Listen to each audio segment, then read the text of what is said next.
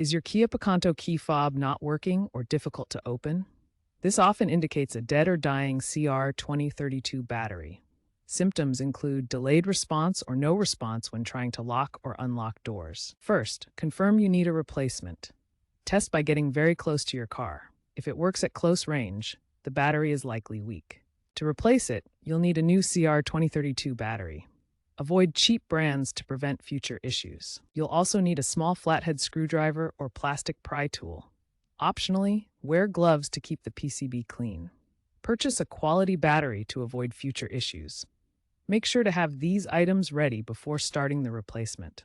Carefully insert the screwdriver into the seam of the key fob, typically near the keychain attachment.